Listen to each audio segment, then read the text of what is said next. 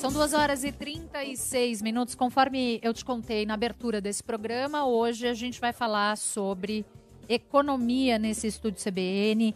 Temos o prazer de receber a economista, colunista do jornal O Globo, Zeina Latif. Bem-vinda, Zeina. Boa tarde, um prazer estar aqui. Estamos também com Mauro Benevides, economista, deputado federal pelo PDT, foi consultor do BNDES, secretário de Fazenda de Fortaleza e do Ceará. Bem-vindo, Mauro. Bom, privilégio para mim poder participar na tarde de hoje, falando sobre economia, PEC 186, ainda mais ao lado dessa grande colega que é a Zeina Latif. Então vamos lá, depois de muitas idas e vindas, o plenário da Câmara aprovou ontem a PEC emergencial. Proposta de emenda constitucional que foi sendo modificada, foi sendo, talvez a gente possa dizer, desidratada ao longo dos trâmites e das negociações, da tramitação dela no Legislativo. Para lá do que pode ser considerado derrota ou vitória do governo, porque também se trata de política, a gente quer abordar aqui os aspectos econômicos. Para começar com a PEC, então, vamos lá. Se eu falar bobagem, vocês me corrijam. Foram determinadas contrapartidas ao aumento de gastos com o auxílio emergencial. E aqui nos interessa falar dessa PEC justamente por causa do auxílio emergencial, do que tantos brasileiros dependem para continuar vivendo, para, enfim, comer, para botar comida na mesa todo mês. Contrapartidas, congelamento salarial, governo não pode criar cargo que gere despesas nem promover novos concursos públicos, redução de benefícios fiscais e tributários, o que equivalia a 4% do produto interno bruto, ou 307 bilhões de reais. Eu queria começar pedindo para que vocês explicassem esses pontos, essas contrapartidas que constam na proposta de emenda constitucional. Começar por você, Zeina? Bom, primeiro eu acho importante só pontuar para as pessoas, quer dizer, por que é necessário ter contrapartidas? O Brasil tem uma situação fiscal bastante frágil, tem muita preocupação em relação a como a gente vai ajustar as contas públicas, não que elas vão ser ajustadas, quer dizer, ninguém tem ingenuidade de achar que da noite para o dia isso vai ser ajustado, mas precisa traçar um caminho para a gente, aos poucos, ir eliminando esses rombos nas contas públicas e contendo o crescimento da dívida pública como proporção do PIB. Por que isso é tão importante? Porque isso é a grande âncora, né? O que faz o ambiente macroeconômico de um país se manter estável, bem comportado. Quando a gente tem essa confusão nas contas públicas e sem perspectiva de ajuste, a gente acaba criando um ambiente que você não sabe para onde vai o dólar, para onde vai a inflação, para onde vai a taxa de juros do Banco Central, machucando as decisões de investimento das empresas e, portanto, também de contratação. Então, essa instabilidade do ambiente macroeconômico, ela prejudica a recuperação da economia. Então, por isso que, dado que precisamos fazer algum auxílio emergencial, porque, afinal, a população mais vulnerável, ela não pode arcar com as consequências da falta de capacidade do governo de cuidar da saúde, né? Não pode deixar essas pessoas no sofrimento. O ideal seria não precisar do auxílio emergencial, mas dado que há, né, cuidar para que ele seja bem focalizado e tenha alguma forma de financiamento, né? Que se não todo de uma vez ao longo do tempo. Bom, daí sim a gente discute essa questão das contrapartidas da PEC emergencial. Acho que foram muito tímidas, praticamente não tem nenhum ajuste feito neste mandato presidencial, está empurrando a batata quente para um próximo, num momento que precisaria ter sim já algum esforço do atual governo. A deterioração das expectativas no país é de tamanho, é tão grande, que precisaríamos de não apenas sinalizações que são frouxas, ao meu ver, quero ouvir muito o deputado Mauro sobre isso, mas acho muito frouxas e tudo muito distante, né? Então precisaria já ter o atual governo participar desse ajuste. Então, vejo com preocupação a proposta e não acho que é uma questão de ter ou não derrota do governo, porque a gente viu, pelo menos a julgar pelo que saiu na imprensa, que o próprio presidente trabalhou para enfraquecer. Sim. Né? Então, a gente viu, mais uma vez, o Ministério da Economia isolado. Quero te ouvir, Mauro, por gentileza, a respeito desses pontos e dessas contrapartidas definidas pela PEC. Não há nenhuma exigência de contrapartida quando o governo delimitou na 186 de que o deflagrar dessas contrapartidas, quando apurar despesa obrigatória sobre despesa primária total, no mínimo 95%. O governo sabe que ele gasta 92,7%, portanto, eu não vou usar a palavra enganar, que é uma palavra muito forte, mas o governo está passando para o mercado uma irrealidade, uma não existência de cobrança de contrapartida. Portanto, a PEC 186, até 2025, não há nenhuma contrapartida, que foi a primeira colocação que você fez na abertura daqui do programa. Isso no âmbito do governo federal, que já era necessário para agora, e como a Zeina falou, essa preocupação com o crescimento da relação dívida-PIB é uma variável que os grandes investidores sempre olham de primeiro lance, portanto, é fundamental que isso pudesse estar acontecendo agora. Aí ficam discutindo filigrana. Não pode aumento, não pode concurso, não pode isso, não pode aquilo, mas tiraram a progressão. A discussão não é essa. A discussão que o governo não quis fazer para agora a implantação desses gatilhos em 2022, por exemplo. Por quê? Porque calibraram lá para cima. O governo federal, o Ministério da Economia não quis fazer. Não foi o Congresso, não foi ninguém. Foi o Ministério da Economia que não quis fazer. E segundo ponto, para estados e municípios, é outra falácia. Sabe o que é que fizeram lá no artigo? Disseram o seguinte: os estados e municípios cuja despesa corrente sobre receita corrente exceder 95%, veja que na União é despesa obrigatória sobre despesa primária total. Nos estados, é despesa corrente sobre receita corrente. Lá ele diz, quando essa despesa superar 95%, sabe o que é que fizeram nesse artigo? Aliás, já era na PEC original, é porque ninguém se deu conta. Em vez de ser deverão, 2 pontos, proibido dar aumento, proibido progressão, proibido fazer concurso, sabe o que é que fizeram? A palavra que está lá é fica facultado. Fica facultado, eu já estou. Os estados já estão. Os governadores já estão facultados para não dar aumento quando ele não quiser. É outra.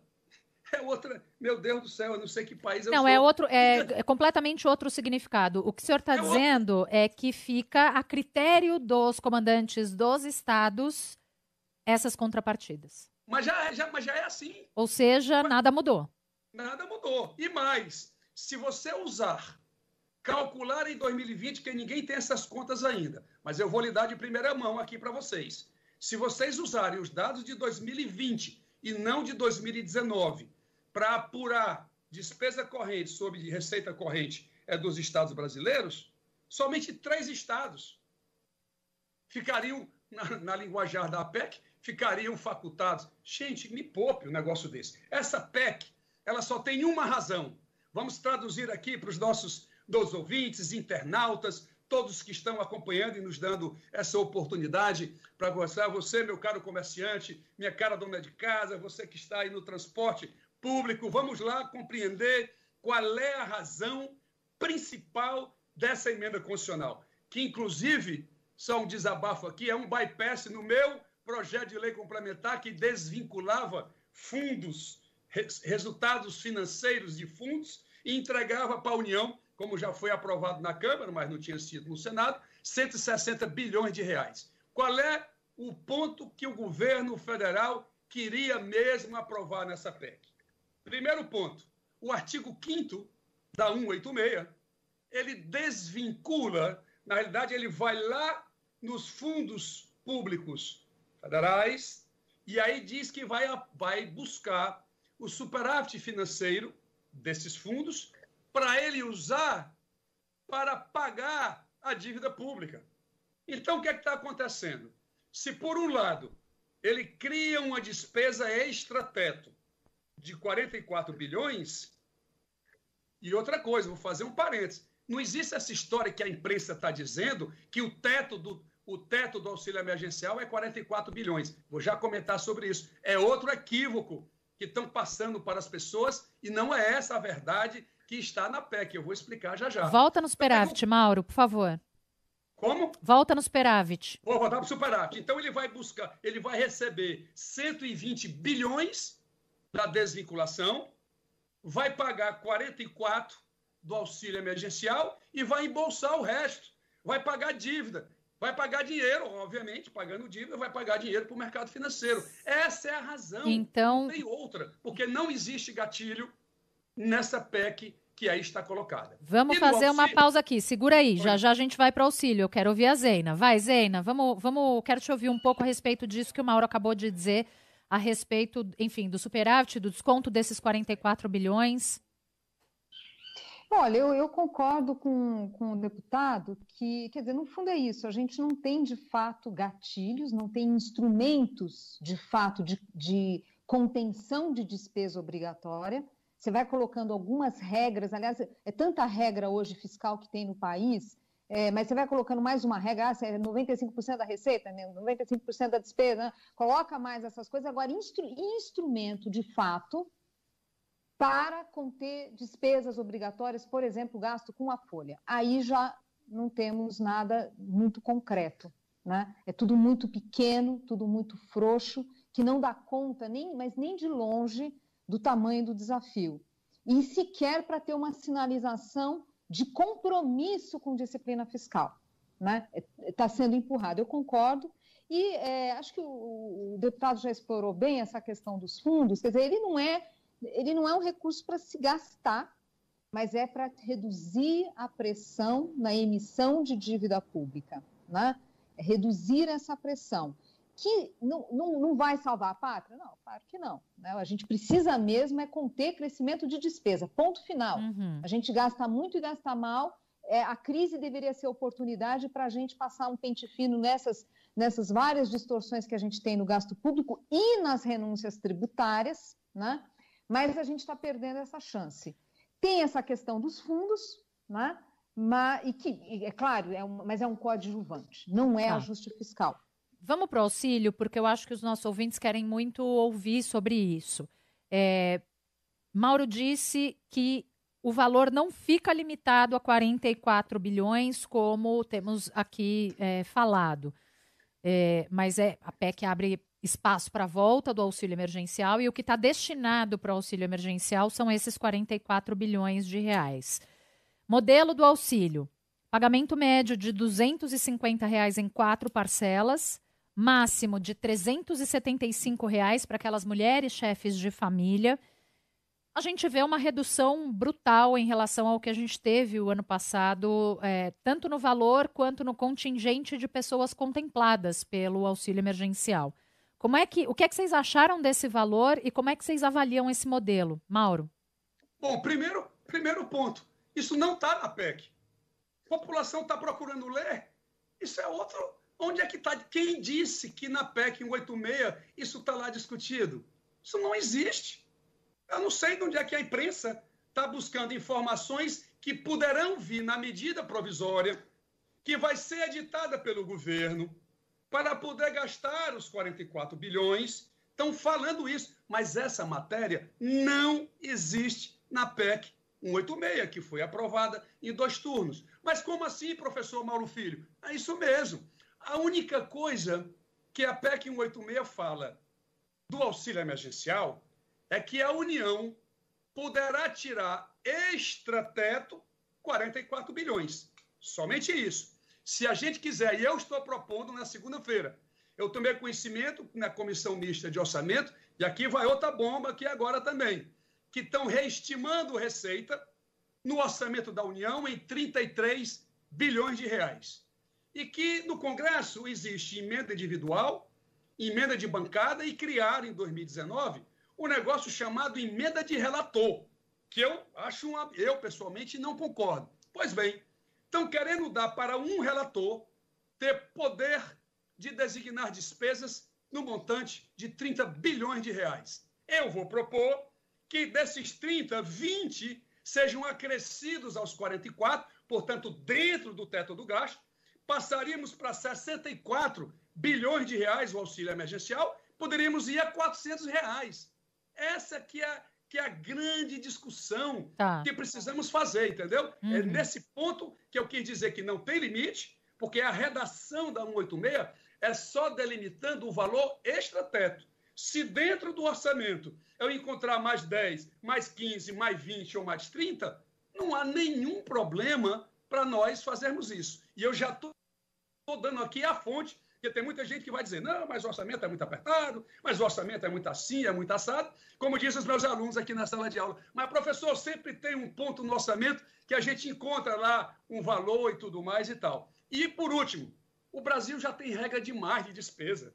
O Brasil já tem lei de responsabilidade fiscal. O Brasil tem 4.320, tem teto do gasto. Aí inventa uma quarta, que é 95%, para colidir com o teto do gasto. Eu acho que essas pessoas perderam assim, o raciocínio mais cartesiano do dia a dia de controlar a despesa. Portanto, auxílio emergencial não existe valor na emenda constitucional, isso vai ser dividido por medida provisória, e eu acho que o Congresso, e eu já estou dando aqui a fonte, nós poderemos aumentar esse valor, o auxílio ir para 64 bilhões, a gente dá uma crescida para 400 bilhões, de primeira mão aqui na Rádio CBN. Bem, o que eu disse foi que a PEC abre espaço para o auxílio emergencial, né? A gente não tirou isso do nada, né, deputado?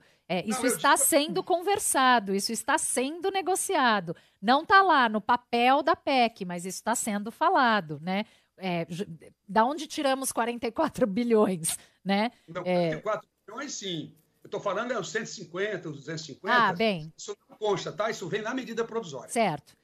Zeina, quero te ouvir sobre o tamanho do benefício, sobre o modelo dele, e eu quero depois colocar aqui uma nota que foi divulgada por alguns movimentos sociais criticando esse valor e falando sobre a insuficiência dele.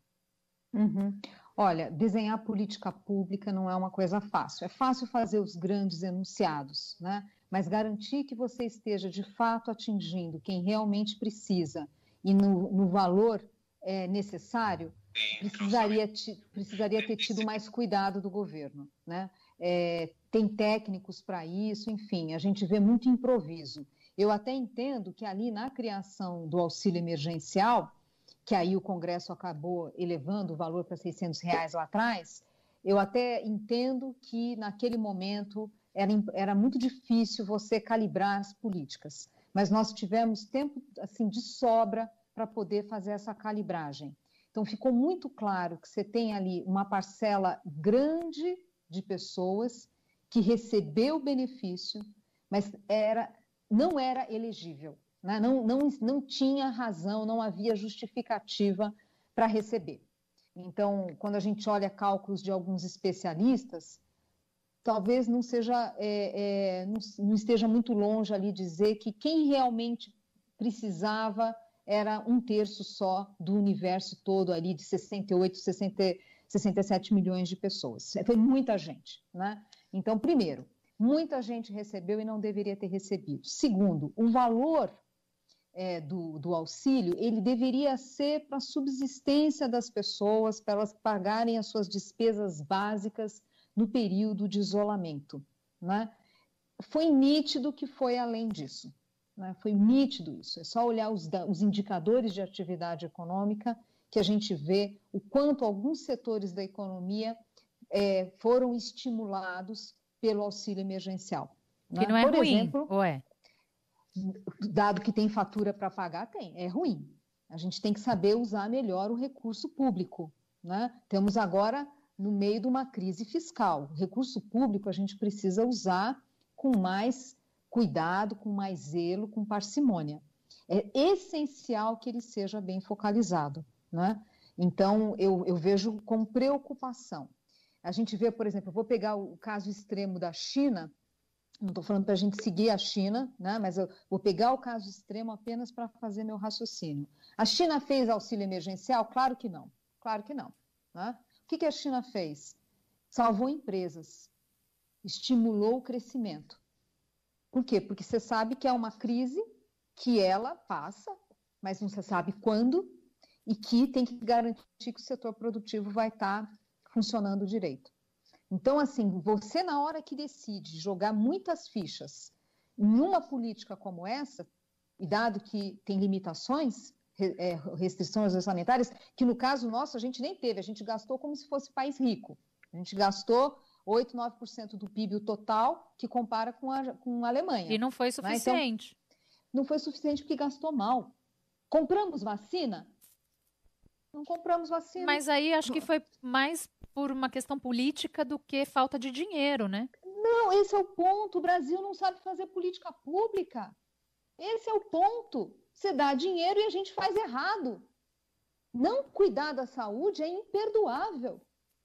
A nossa crise agora vai ser mais profunda, a gente vai ter uma estagflação, estamos tendo, deve ser o comportamento da economia no ano inteiro e bobear no próximo também, porque a gente não cuidou da saúde, sendo que não faltou dinheiro. Então, política pública precisa mais cuidado, mais responsabilidade.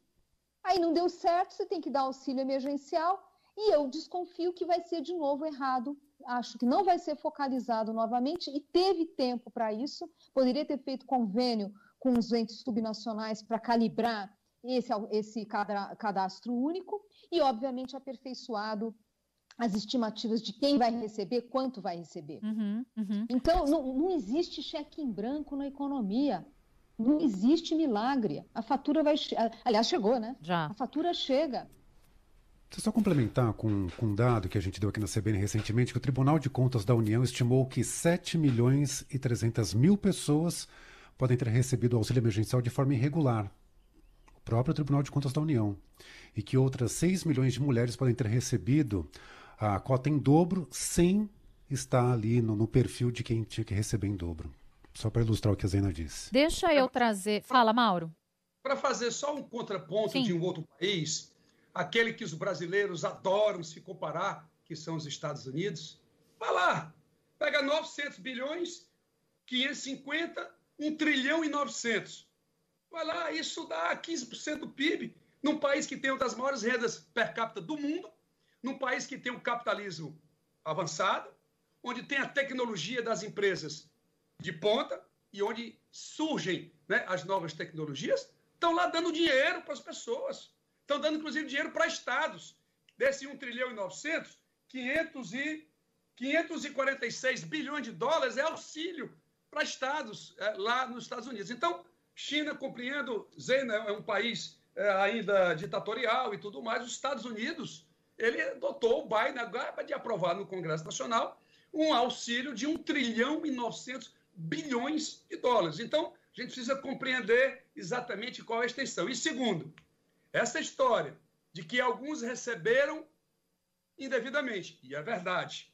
Agora, se aqui lá no Rio Grande do Sul, que tem muito boi, quando tem um carrapato, a gente diz assim, nós vamos matar a vaca para matar o carrapato? Se tem gente recebendo indevidamente, tira as pessoas que estão recebendo indevidamente. Nós não vamos matar a vaca, não vamos tirar as pessoas que precisam e retirá-la de um apoio que é fundamental nesse momento, porque senão a economia para. Ano passado, apesar de ter sido em excesso, mas todo mundo, o governo federal, todos os fundos de investimento, faziam previsão de queda do PIB, do Produto Interno Brasileiro, de 9,5%. Depois foram reduzindo para 7,8%. Aí vieram caindo, vai dar 4,1% ou 4,2%. Isso não foi de graça, isso foi um acréscimo da demanda agregada, que nós economistas chamamos de demanda agregada, que fez com que isso se movimentasse e essa queda fosse menor. Inclusive, vai ter um carregamento agora para 2021, esses valores que foram acrescidos, isso é uma metodologia de apuração, a Zena sabe muito melhor do que eu, mas leva um carregamento para 2021 que torna ainda um percentual positivo, apesar do primeiro trimestre e do segundo trimestre, a gente ter ainda, a economia brasileira ainda vai ter dificuldades do seu crescimento. Portanto, esse apoio sim é estranho. Agora, no Congresso ontem, ninguém entendia porque o governo vai pegar 120 bilhões, dá 44 para o auxílio e dá 76 para a dívida. Então, essa divisão é que a gente precisa explicar melhor para a população brasileira. A gente vai fazer uma pausa aqui na nossa conversa. Eu ainda quero voltar na questão do auxílio, no contingente,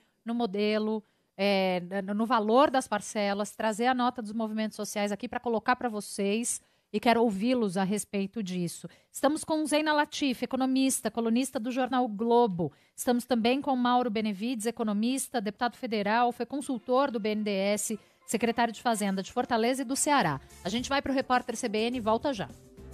Rede CBN, top de 5 segundos.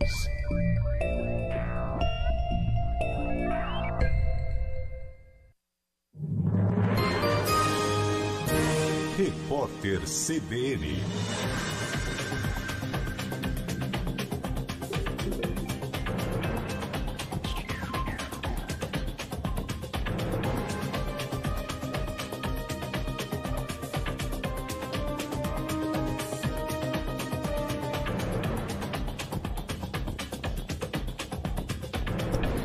Sexta-feira, 12 de março de 2021. A Organização Mundial da Saúde avaliou que a situação da pandemia de coronavírus no Brasil é muito preocupante e que medidas sérias precisam ser adotadas. O diretor-geral da OMS, Tedros Adhanom, afirmou que a tendência de alta e o sistema de saúde sobrecarregado resultarão em mais mortes. Ele alertou que, se nenhuma ação for tomada, o Brasil poderá afetar os países vizinhos. A Anvisa aprovou o registro definitivo da vacina contra o coronavírus desenvolvida pela Universidade de Oxford e produzida pela Fiocruz. A medida permite o uso do imunizante em larga escala no país, já que a autorização para o uso emergencial envolvia 2 milhões de doses que foram importadas da China. A partir de agora, a vacina poderá ser aplicada em pessoas fora do grupo prioritário. A Fiocruz estima produzir até 222 milhões de doses neste ano. A Anvisa também anunciou a aprovação do primeiro medicamento para pacientes hospitalizados com Covid-19, que é o antiviral Remdesivir. O remédio já é usado de maneira emergencial nos Estados Unidos desde novembro. Depois da aprovação no país, a Organização Mundial da Saúde chegou a informar que o Remdesivir não é recomendado para pessoas internadas por causa da Covid. Segundo a OMS, o antiviral não evita mortes nem um agravamento de pacientes com a doença. A Itália vai impor um lockdown durante o feriado de Páscoa para tentar conter o avanço dos casos de coronavírus no país. Estabelecimentos comerciais não essenciais deverão permanecer fechados entre os dias 13 e 5 de abril. Nesse período, os italianos só poderão sair de casa para trabalhar ou por motivos de saúde e emergência. O número de infecções na Itália subiu 10% nesta semana. No horário de Brasília, 3 horas e 4 minutos. Repórter CBN. As principais notícias do dia a cada meia hora.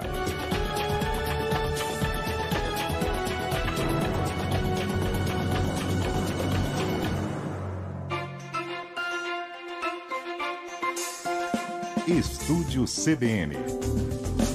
Apresentação: Tatiana Vasconcelos e Fernando Andrade. 3 horas 4 minutos, segunda hora do Estúdio CBN desta sexta-feira, 12 de março de 2021. Estamos falando sobre economia com 2 economistas. Zeina Latif, que além de economista é colunista do Globo, e Mauro Benevides, que além de economista é deputado federal, foi consultor do BNDES, secretário da Fazenda de Fortaleza e do Ceará. Eu queria tratar um pouco de vida real aqui com vocês. Obviamente, a macroeconomia é importante, mas justamente porque deságua na microeconomia, que tem a ver com o bolso das pessoas, com o quanto o salário delas compra todo mês. A gente está vendo agora um impacto muito grande, sobretudo das famílias menos favorecidas. O dinheiro não está comprando o que comprava, o mesmo dinheiro não está comprando o que comprava há alguns meses. Mas só para a gente fechar o episódio auxílio emergencial, estou aqui com uma nota de alguns movimentos sociais que dizem o seguinte: mais de 17 milhões de brasileiros vão ficar sem receber o auxílio emergencial por esse modelo aprovado pela Câmara. Justamente os mais vulneráveis, eles dizem. Os estados mais impactados devem ser Piauí, Bahia e Ceará, números que foram calculados pelos organizadores do movimento Renda Básica que Queremos, que é responsável pela campanha Auxílio até o fim da pandemia. Esse novo teto é 20 bilhões menor do que foi gasto com a redução do benefício em setembro de 2020. Por essa proposta, dizem os movimentos, 1 em cada 4 brasileiros que receberam o auxílio em 2020 não vai poder contar com o benefício esse ano. Além disso, o novo valor não é suficiente para comprar sequer 25% da cesta básica.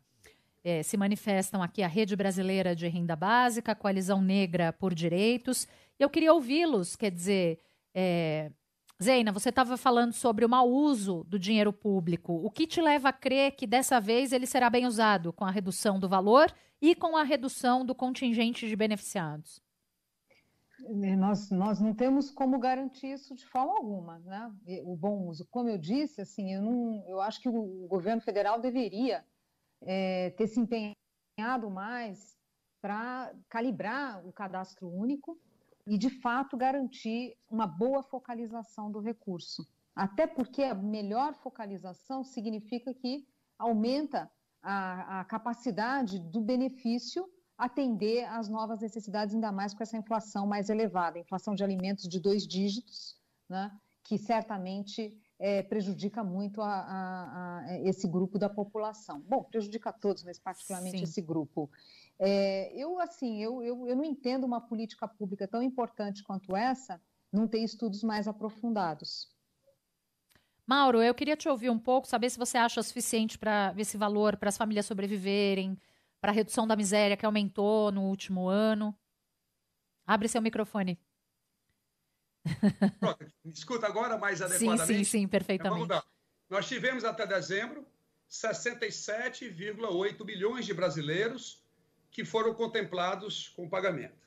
Desses 67,8, há uma confusão se são 7 milhões ou se foram 9 milhões que receberam indevidamente, ou seja, não estavam qualificados dentro das regras que foram estabelecidas pela 13792, uma coisa pela lei federal que estabeleceu exatamente os valores e as regras, né? As regras que a medida provisória, que o governo deve soltá-la o mais rápido possível, também vai estabelecer.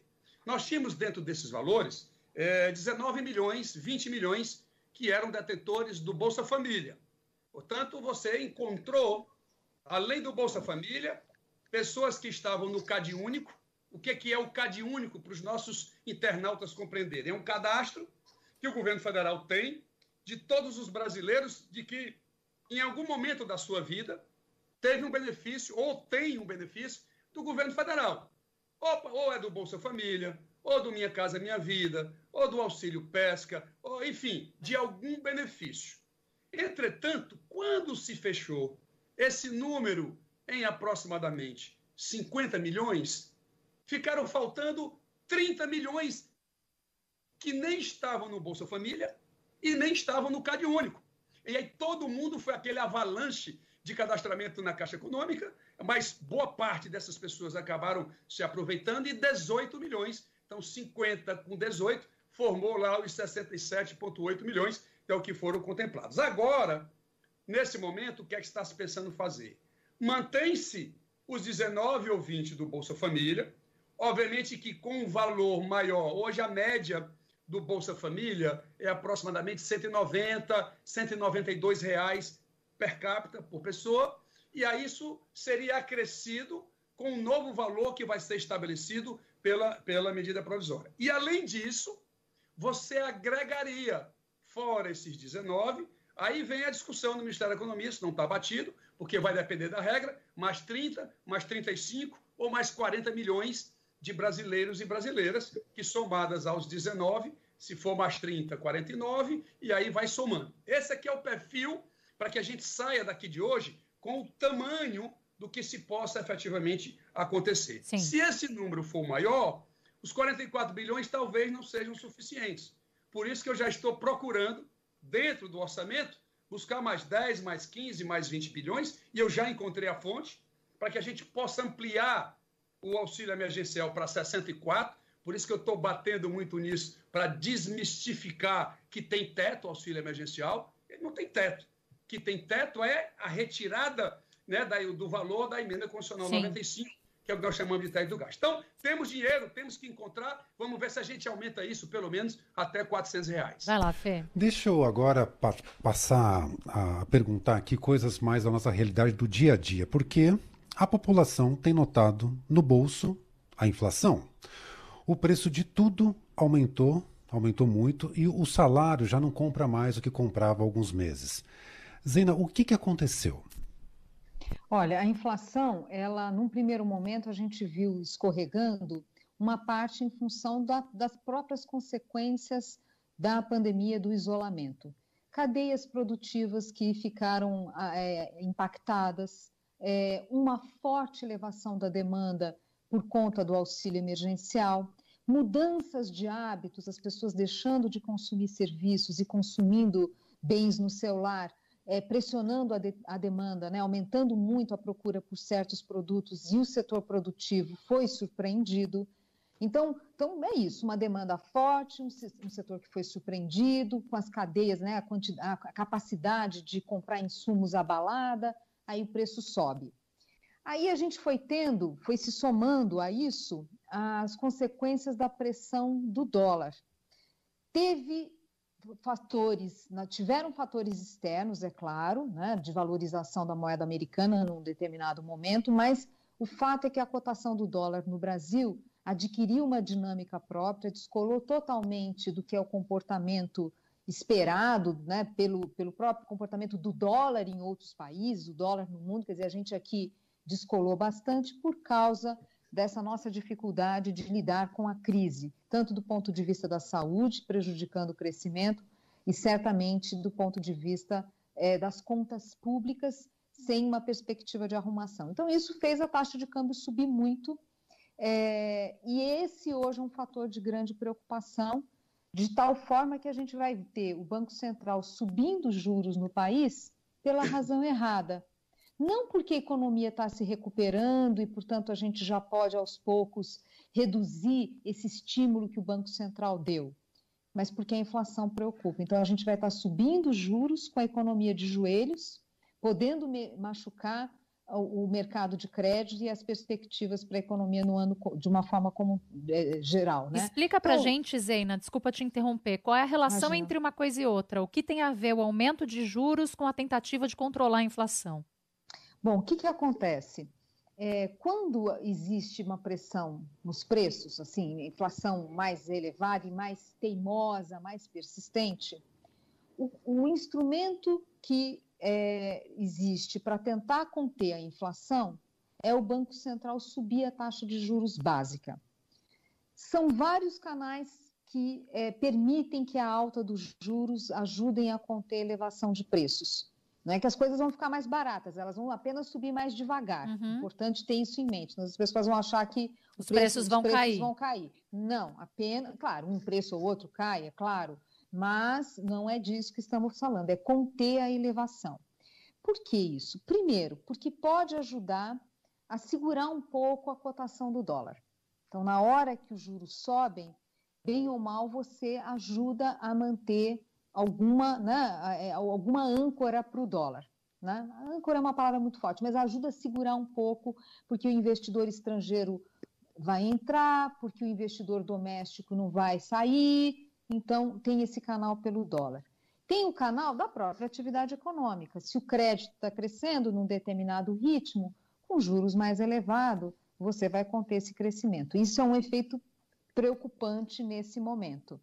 E tem um efeito que ele é mais indireto, ele já não é tão óbvio, que é no que a gente chama das expectativas dos agentes econômicos, né? Na hora que o Banco Central sobe os juros, ele está mostrando o seguinte: olha, eu estou de olho na inflação, eu tenho compromisso em manter essa inflação baixa, e o Banco Central, com a sua credibilidade, ajuda a evitar que os empresários, né, que cada comerciante, enfim, saia subindo os seus preços. Fala assim, não, eu tenho aqui um guardião, né, que está subindo juros, esse é o juiz que apita, então, assim, isso ajuda a conter a piora das expectativas inflacionárias e esses momentos de ajuste. Agora... Vamos para o dia a dia, então? Posso responder essa parte também, Fernando? Deixa eu sozinha terminar só um minutinho, por favor, Mauro. Não, é basicamente isso. Quer dizer, esse é um instrumento que a gente tem. Como qualquer medicação, tudo tem efeito colateral. E nesse momento era importante a gente evitar esse remédio de uma economia tão fraca, mas infelizmente eu acho que a gente perdeu essa chance. Então vamos ter aumento de juros e sem nenhuma garantia, ao meu ver, que isso vai ajudar a conter a elevação do dólar que gera tanta pressão inflacionária. Então, vamos lá, Mauro, por que o preço dos alimentos subiu tanto? Que medidas podem ser tomadas para frear esse aumento? Bom, primeiro, ponderar você, Fernando, que inflação é um conceito de média. Pode aumentar alimentos, pode cair outros produtos, você encontra um valor médio que nós chamamos inflação. Então, primeiro ponto, nós temos uma previsão de diminuição da atividade econômica, aliás, confirmada em 2020, você reduziu a demanda agregada e você tem perspectiva de preço crescente. Vamos entender isso.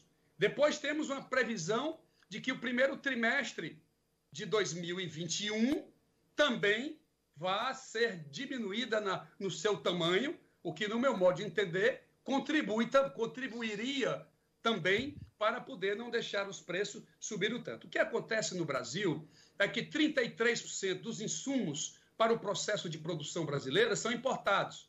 Então, quando há um descontrole do câmbio, como tem no Brasil hoje, você desvaloriza o real frente ao dólar, você acaba tornando caro o processo de produção e isso acaba gerando um impacto inflacionário dentro da economia brasileira. E o último ponto que eu quero levantar agora é o seguinte: ninguém falou do combustível, do diesel, que boa parte da mercadoria brasileira ela é feita no transporte rodoviário. De 1º de janeiro de 2021 a 1º de março de 2021, eu não estou nem falando dos 2 aumentos subsequentes que tivemos agora, a gasolina aumentou 34% e o diesel aumentou 27%.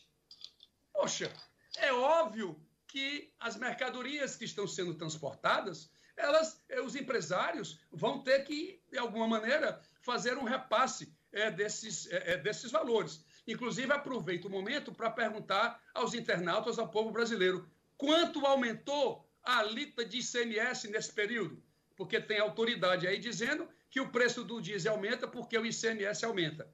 É zero. Se você olhar a alíquota de ICMS de janeiro, 31 de janeiro, 1º de fevereiro, 28 de fevereiro, 1º de março, é zero de aumento. Portanto, no meu modo de entender, o Banco Central vai sim tomar medidas. Agora, Banco Central e taxa de juros, ele não interfere na formação de preço da Petrobras. Ela continua sendo lá autônoma, continua sendo inflacionária, porque ela segue a commodity petróleo no mercado internacional, e isso, ou o Brasil toma conta disso, ou realmente nós vamos degringolar, né, as variações de preços que vamos observar aí no decorrer de 2021. Muita cautela com isso. Vai lá, Fê. Bom, ainda sobre inflação, Zena, bom, pega o IPCA, registrou alta de 0,86% em fevereiro, 0,86% em fevereiro. A taxa de janeiro foi de 0,25%, foi a maior alta para o mês de fevereiro desde 2016.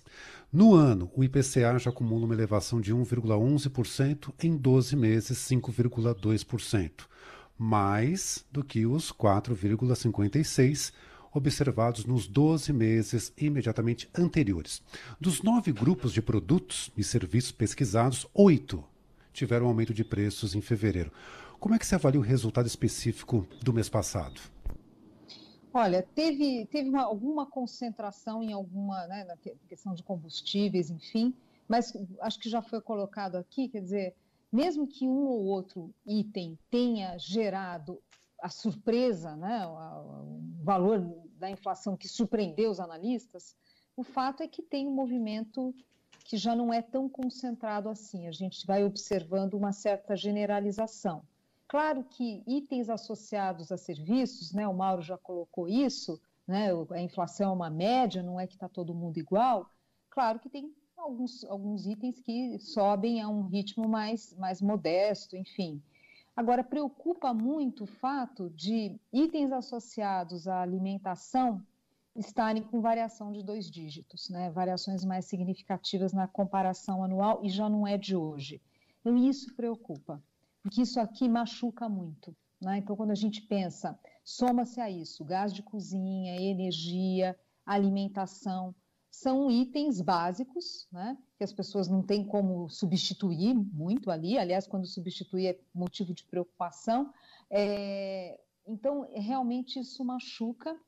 Esse é um fator que a gente vai ter que ficar de olho, porque tem consequências sociais. Então, nesse país difícil, com desemprego elevado, que ainda vai subir mais, ter esse problema inflacionário, eu acho que exigiria reações mais à altura do governo. Por exemplo? Né?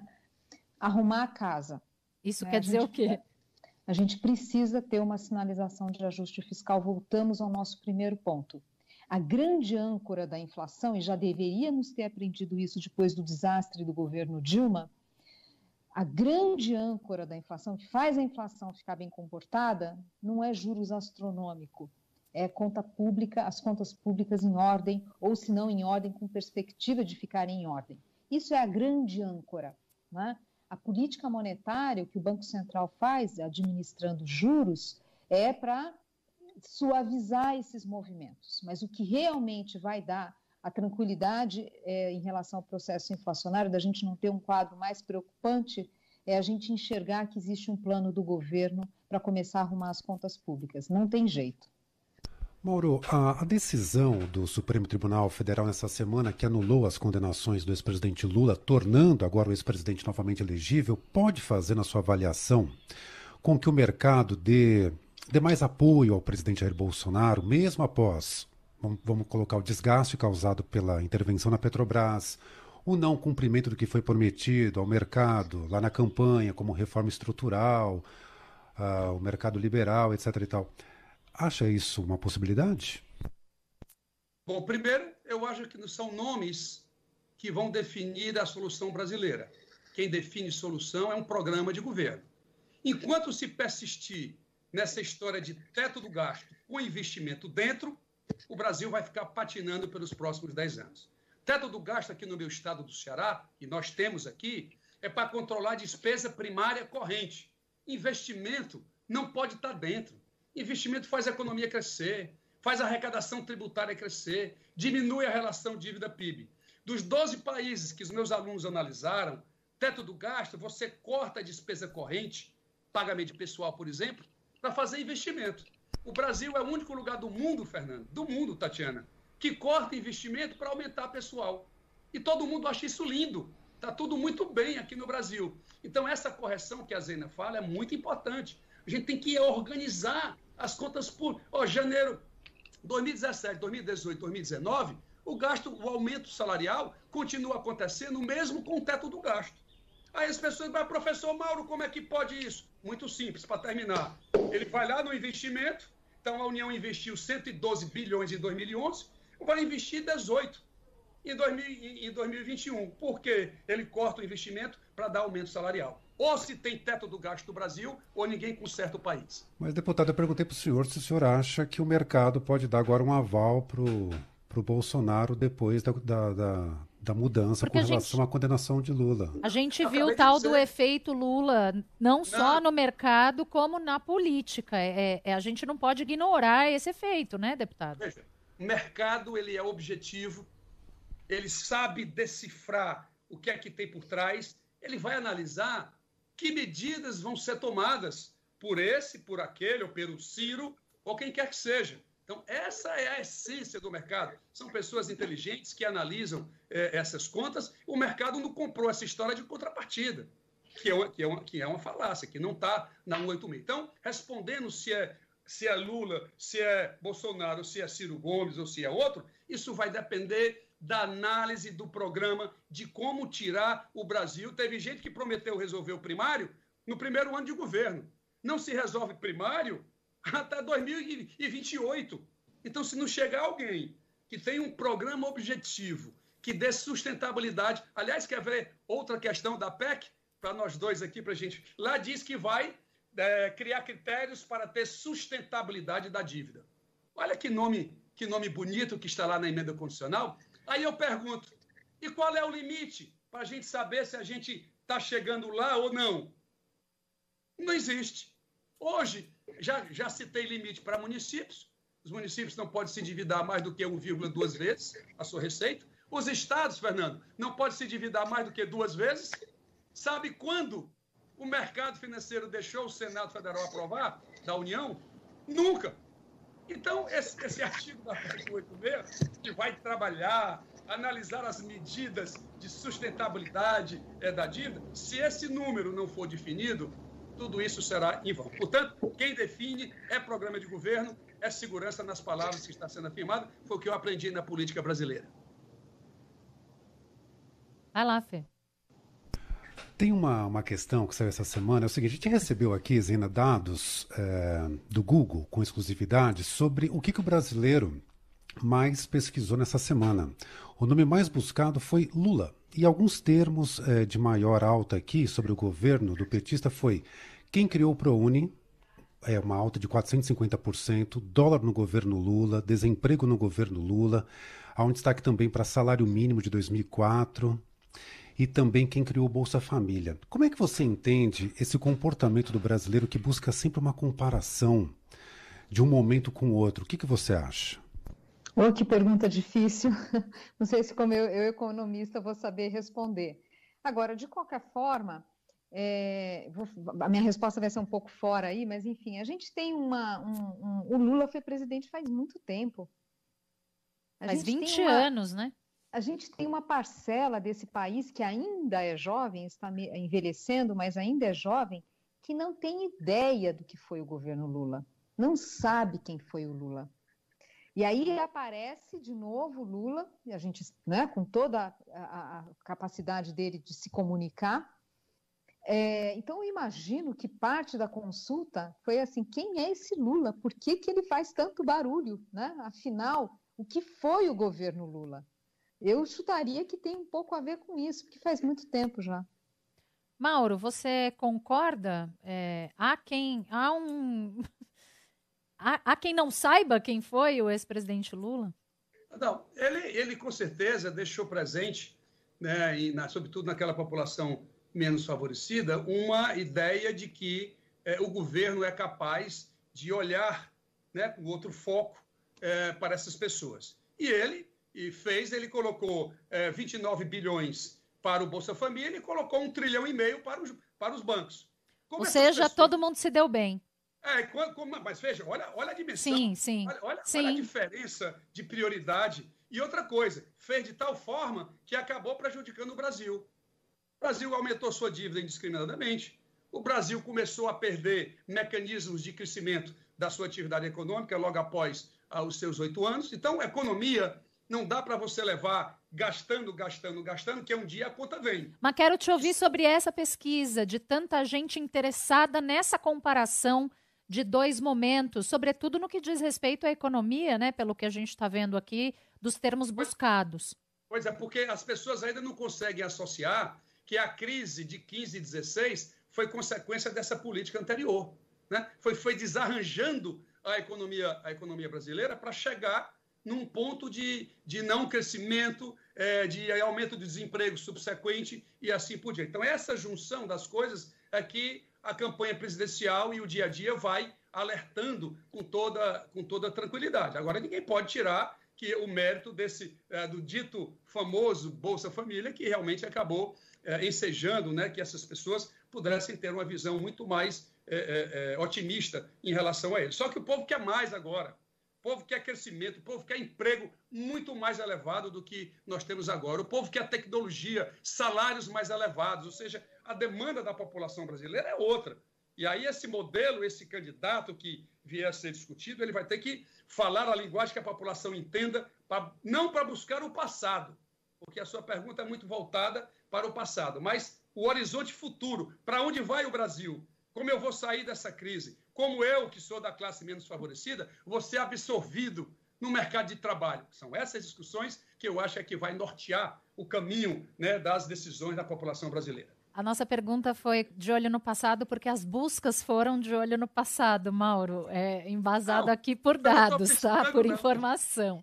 Eu não estou criticando. Não. Eu quero ressaltar isso aqui. Eu quero saber se vocês podem ficar mais 5 minutos depois do Repórter CBN, porque eu queria fazer uma pergunta sobre reforma tributária. Pode? Pode, Zina? Eu tenho 2 horas para falar, posso? Então tá bom. Então a gente vai para o Repórter e volta com vocês já já. Rede CBN. top de 5 segundos.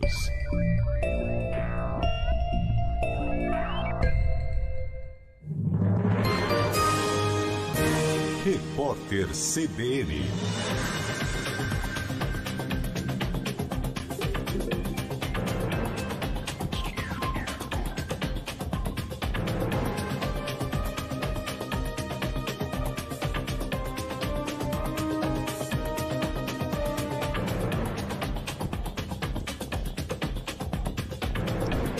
Sexta-feira, 12 de março de 2021. Já passa de 1.000 o número de indígenas mortos em todo o país em decorrência do coronavírus.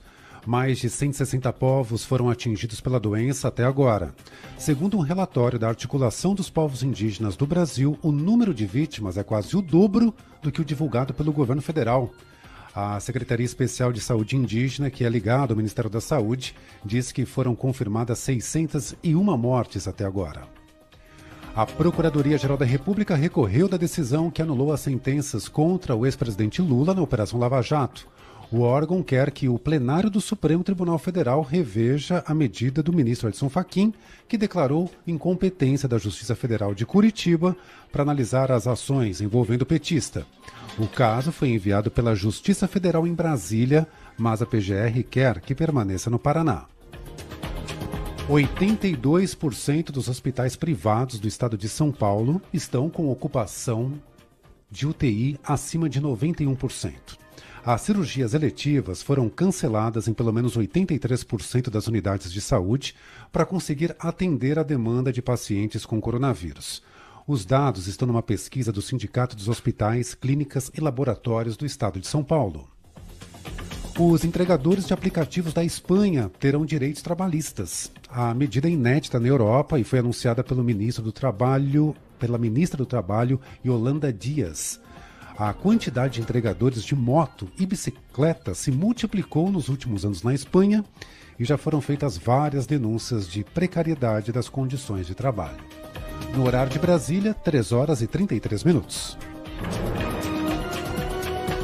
Repórter CBN. As principais notícias do dia a cada meia hora.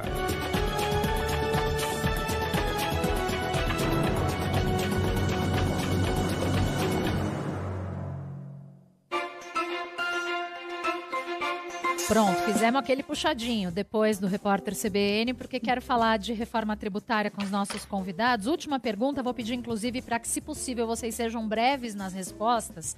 O presidente da Câmara, Arthur Lira, disse que o parecer da reforma tributária deve ser apresentado na semana que vem. A reforma pretende mudar as regras na cobrança de impostos no país, pretende unificar tributos. Bem, reforma tributária é um assunto que, desde que eu me entendo por jornalista, é discutido nesse país e nunca, nos últimos anos, foi feita uma reforma tributária consistente, né, ampla.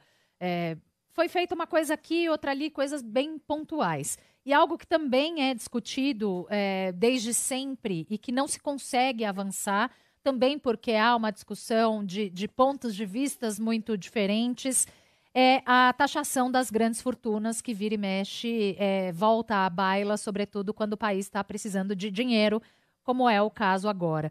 Eu queria ouvir vocês sobre se nós deveríamos incluir a taxação de grandes fortunas nessa reforma dos tributos no Brasil, fazendo pagar mais quem ganha e quem tem mais.